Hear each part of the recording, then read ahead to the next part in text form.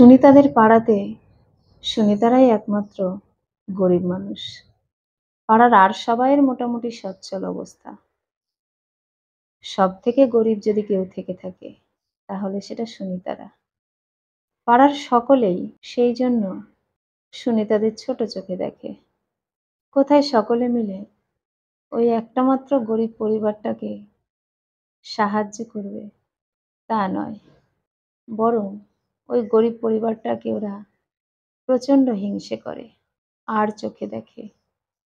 সুনিতা আর সুনিতার ভাই ছোট থেকেই খুব কষ্টের সঙ্গে বড় হচ্ছে। পাড়ার সকলেই যেহেতু তাদের একঘরে করে রেখেছে, তাই মাও কারো বাড়িতে গিয়ে কাজ করে দুটো টাকা রোজগার করতে পারে না। বাবা তেমন একটা কাজ কিছু করে না বললে ভুল হবে। বাবা বেশি শিক্ষিত নয়, তাই ভালো কোনো কাজই পায়নি। শেষ পর্যন্ত একটা ভ্যান কিনেছিল আজ থেকে 10 বছর আগে। সেই ভ্যানটাই চালায়। এত বছর হয়ে যাওয়াতে ভ্যানটাও ভেঙে গেছে প্রায়, তাই কোনো প্যাসেঞ্জার আর সুনিতার বাবার ভ্যানে উঠতে চায় না। ভ্যান বলতে পা দিয়ে চালানো যে ভ্যান গাড়ি আছে, সেই ভ্যান গাড়ি। তাই রোজগার বলতে তেমন কিছুই নেই। সুনিতা একটু বড় হওয়াতে দুটো টিউশন নিয়েছে গ্রামের বাইরে। গ্রামের কারোর কাছে কোনোদিনও কোনো সাহায্য পায়নি। সুনিতার ভাই 6-এ পড়ে, আর সুনিতা এখন উচ্চ মাধ্যমিক পরীক্ষা দেবে। সুনিতা ছোটবেলা থেকেই খুব ভালো ছাত্রী, ভীষণ মেধাবী। আজ পর্যন্ত কোনো মাস্টার দিতে হয়নি। দুই ভাই বোন নিজেদের মতো করে পড়াশোনা করে। এইভাবে সুনিতা আর সুনিতার ভাই এগিয়ে চলেছে। সবাই তাকে হিংসে করে একটাই কারণে, এত গরিব পরিবার থেকে উঠে আসা এই মেয়েটা এত মেধাবী কেন। পাড়ার যারা যারা তার সঙ্গে পড়তো, কেউ তাকে কোনোদিনও পড়াশোনায় হারাতে পারেনি। সবসময় সুনিতা ক্লাসে প্রথম হতো। সেই সুনিতার উচ্চ মাধ্যমিক পরীক্ষার সামনে কোনো মাস্টার ছাড়াই সে পরীক্ষা দেবে। দিন আনি দিন খাওয়া পরিবারে জন্মগ্রহণ করে সুনিতা যেন বড্ড অন্যায় করে ফেলেছে। সুনিতাকে এতটাই হিংসে করে পাড়ার সবাই যে সে রাস্তা দিয়ে যেতে গেলেই যেন তার একটা কেমন মনে হয়। সুনিতা খুব চেষ্টা করছে নিজের পায়ে দাঁড়ানোর। তার ডাক্তার হওয়ার খুব ইচ্ছে। দেখতে দেখতে সুনিতা পাশ করে যায়। এতটাই ভালো রেজাল্ট করে যা গ্রামের মুখ উজ্জ্বল করার মতো। কিন্তু পাড়ার কেউ তাকে অভিনন্দন জানাতে আসেনি।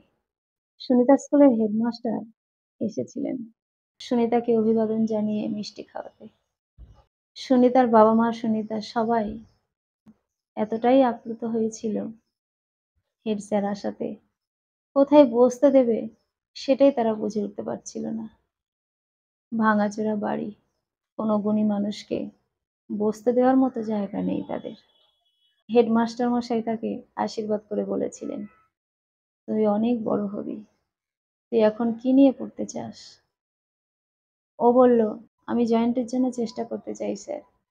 স্যার বললেন, আমি তোর পাশে আছি, সবকিছু আমি তোকে বলে দেব। জয়েন্টে বসার জন্য যা যা প্রিপারেশন দরকার আমি সব তোর বলে দেব। দরকার হলে আমি তোকে মাস্টার দেব। তোর মতো ছাত্রী পাওয়া অনেক জন্মের সৌভাগ্যের ব্যাপার। তোকে এইটুকু সাহায্য আমি করতে পারবো না, তুই জয়েন্টে বসবি বলে স্যার চলে যায় এবং স্যারের সাথে যোগাযোগ করে সে প্রস্তুতি নিতে থাকে। তারপর জয়েন্টে সে বসে। বসার পর যখন রেজাল্ট বেরোলো, সে ডাক্তারিতে চান্স পেল। সুনিতা যখন ডাক্তারিতে চান্স পায়, পাড়ার সকলে আরো হিংসেতে ফেটে পড়ছিল। এরপর দেখতে দেখতে 5টা বছর কেটে যায়। সুনিতা ডাক্তার হয়ে যায়। তারপর যখন সুনিতা ডাক্তারি করছে, তখন পাড়ার অনেকে একটু সমস্যা হলে মনে মনে ভাবে যাই, আবার এটা ভেবে পিছপা হয়ে যায় যে তাদেরকে তো ছোট বয়স থেকে কোনোদিনও সাহায্য করেনি, হিংসে করে গেছি শুধু। এখন বিপদে পড়ে তার কাছে যাই কি করে? কিন্তু তবুও তার মধ্যে থেকে ২-১ জন সুনিতার কাছে আসতে থাকে। বিনা পয়সায় সুনিতা তাদের চিকিৎসা করে দেয়। সুনিতার মা বলেছিল, "মা, গ্রামের কারোর কাছ থেকে কোনোদিনও টাকা নিস না। যতই তারা বড়লোক হোক। তুই এই গ্রামের মেয়ে। তুই ডাক্তার হয়ে এই গ্রামের মুখ উজ্জ্বল করেছিস। তাই গ্রামের যদি কেউ তোর কাছে আসে, কোনোদিনও তার কাছ থেকে টাকা নিস না।" সুনিতা খুব ভালোই বোঝে সেটা। ২-১ জন এসেছে সুনিতার কাছে। খুব সংকোচ বোধ করছিল সুনিতার সাথে কথা বলতে। নিজের মনে মনে একটা পাপ বোধ যেন জাগ্রত হচ্ছিল। তবু এমন বিপদে পড়েছে যে সবকিছুকে দূরে সরিয়ে রেখে সুনিতার কাছে আসতে হয়েছে। সুনিতার পাড়ার এক জেঠু এসে বলল, "সুনিতা, কতদিন ধরে না আমার বুকটা খুব যন্ত্রণা হচ্ছে। কি হয়েছে একটু দেখবি?" সুনিতা বলল, "হ্যাঁ জেঠু, দেখব। বসো, আমি আসছি।" সুনিতা তার সবকিছু যন্ত্রপাতি নিয়ে এসে চেক করলো। ভালোভাবে দেখার পর ওষুধ দিল। সেই ওষুধ খাওয়ার প্রায় ২-৩ দিন পর সেই জেঠু সম্পূর্ণ সুস্থ হয়ে গেল। তারপর সুনিতার সঙ্গে আবার দেখা করতে এসে বলল, "মা, তুই আমার অনেক ভালো ওষুধ দিয়েছিলি। আজ কতদিন ধরে আমি বুকের যন্ত্রণায় ছটফট করছিলাম।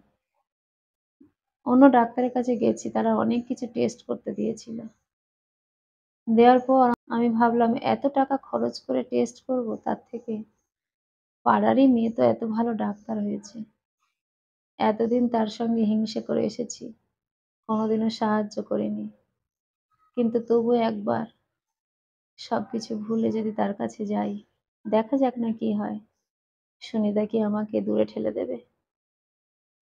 সুনিতা সেরকম মেয়ে নয়। এই ভেবে তোর কাছে এসেছিলাম মা। এত উপকার পেয়েছি যে ধারণা করা যায় না। আমি সবার কাছে তোর কথা বলবো মা।" সুনিতা বলল, "জেঠু, কারো কাছে বলার দরকার নেই। যার মনে হবে সে আমার কাছে আসবে। সকলের জন্য আমার দরজা সব সময় খোলা থাকবে।" এরপর দেখতে দেখতে সুনিতা একটা বিশাল বড় বাড়ি বাঁধলো। বাবা মাকে সেই বাড়িটা উপহার দিল। এতদিন ছোট্ট কুঁড়ে ঘরে থেকে জীবনযাপন করেছে।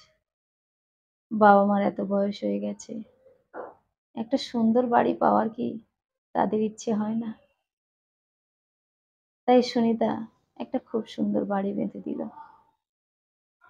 তারপরে সুনিতার বাড়িতে দিনরাত লাইন লেগে থাকে। সুনিতা একটা নির্দিষ্ট টাইম বেঁধে দিয়েছিল, কারণ সুনিতা তো হসপিটালে যায়।